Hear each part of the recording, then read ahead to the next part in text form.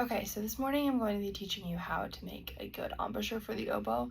The embouchure we need to make the oboe play the best and have the best sound is going to essentially give the reed enough cushion to vibrate, and it's going to essentially not bite down on the reed either and not put too much pressure on it so that we're not going to hurt the reed.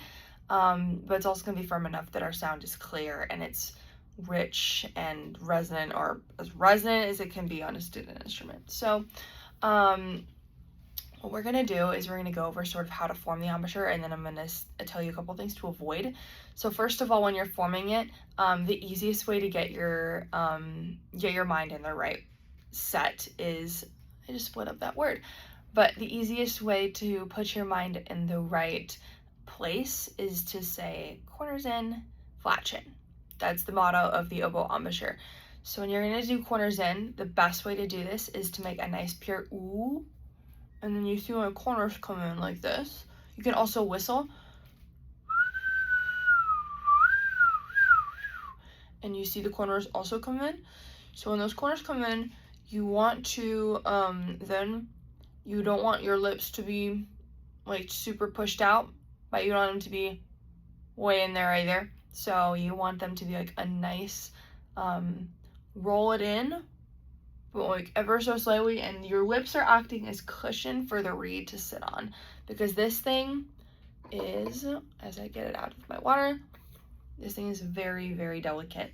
So if you put too much pressure on it, then you can harm the reed pretty easily. So to not do that, you just want to make sure that when you have your whistly embouchure with the corners in, you want to make sure that you just close nice and easy. And then my chin is not strawberry chin, or it's all wrinkly. You don't want a strawberry chin. So just corners in, flat chin. And then you have a nice little embouchure to support the reed with. So this is that's pretty much the basics of playing with the oboe embouchure. If you don't have the correct embouchure, there's a couple things that can happen. You will hear harmonics on the oboe. Sometimes you'll get the upper octave, especially if you bite. You want to make sure that the reed is also in good shape too. So sometimes we can just blame things on the reed, but you'll know pretty easily, because if sound's not coming out, like,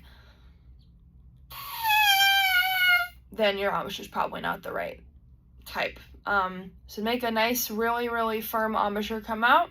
You want corners in, flat chin, cushioning for the reed.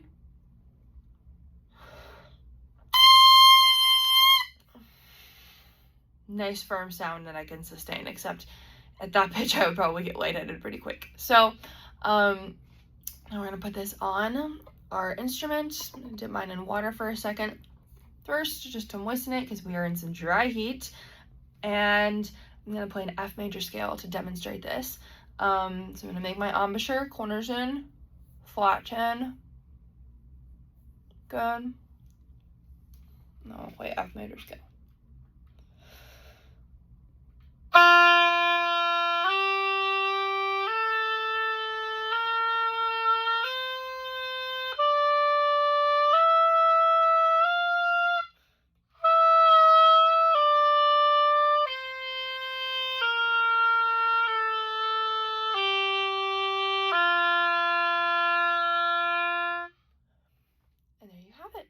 So when you play that F major scale, if I were to bite down, it could sound something like,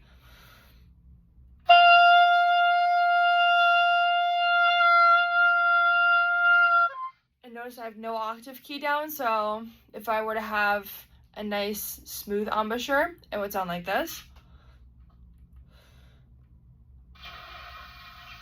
Wait, hold on, just kidding.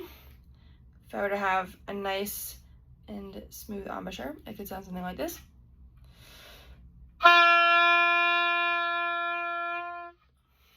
And and then suddenly you have more clarity of sound. So that's one thing that can happen. And if you're not blowing hard enough and your quarters are in too flat and you're too flat, you don't get the consistency of the sound you want. So nice corners in, flat chin.